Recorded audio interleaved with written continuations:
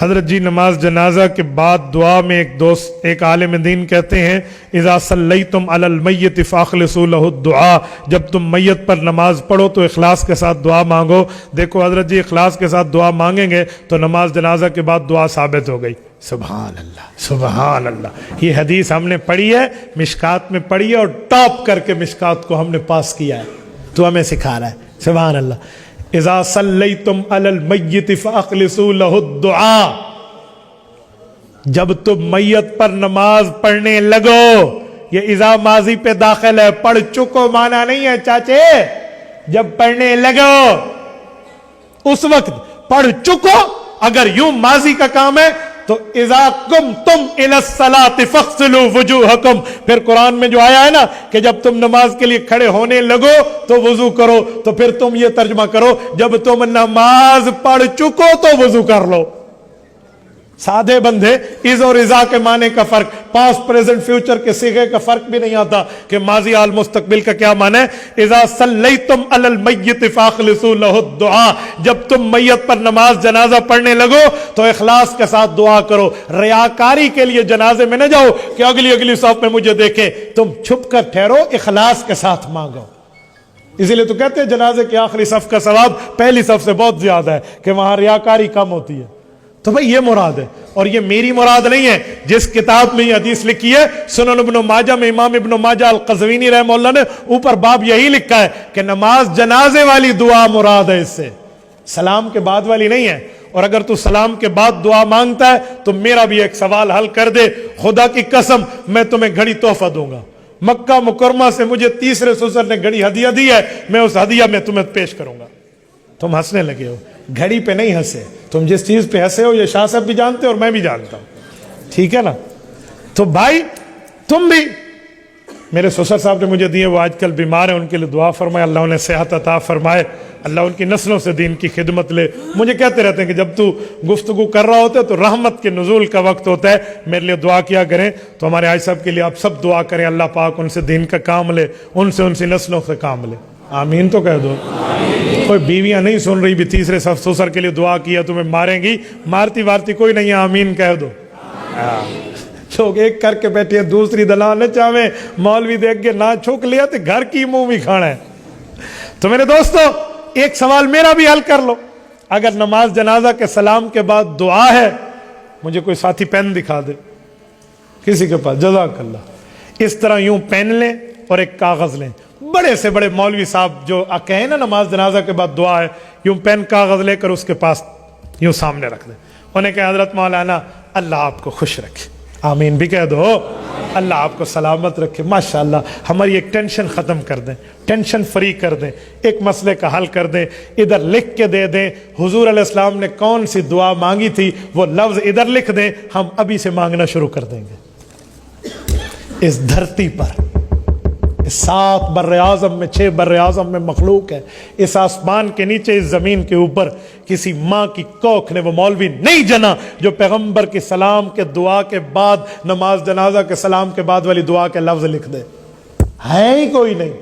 حضور نے مانگے ہوتے تو لفظ ہوتے، اور مسجد آتے ہو کون سے لفظ سے دعا مانگتے ہو؟ اللہم افتح لی، میں لکھ دیتا ہوں، میں ثبوت دکھاتا ہوں۔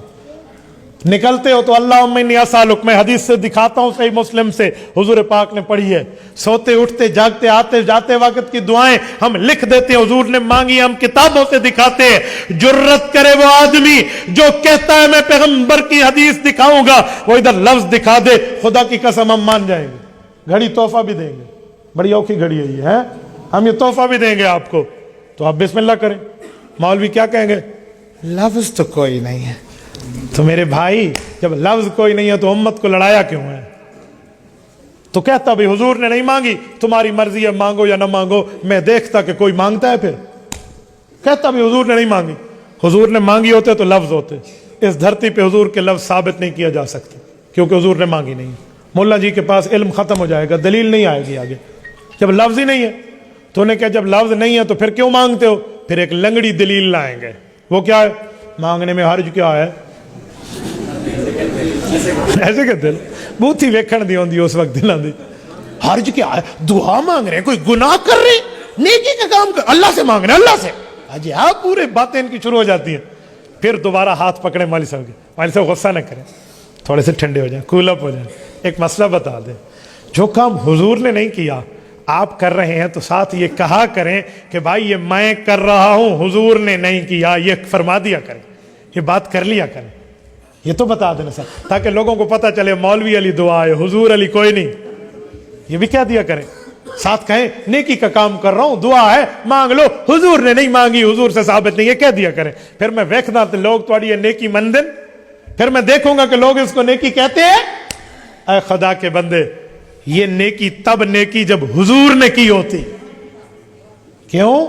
آؤ میں تمہیں ایک بات کرتا ہوں, سجدہ کرنا نیکی ہے یا نہیں ہے؟ بولتے نہیں ہو یار, تھک گئے ہو, تھک گئے ہو. یہ تھک کے بیٹھے ہاتھ کھڑے کریں. شکر ہو بچے دا ہاتھ مولوی تھلے کی تب یار نہ چکی. توجہ رکھو میرے دوستو, اگر سجدہ نیکی ہے اور یقیناً ہے تو صبح نماز میں آپ امام کے ساتھ پڑھتے ہیں, کتنے سجدے کرتے ہیں؟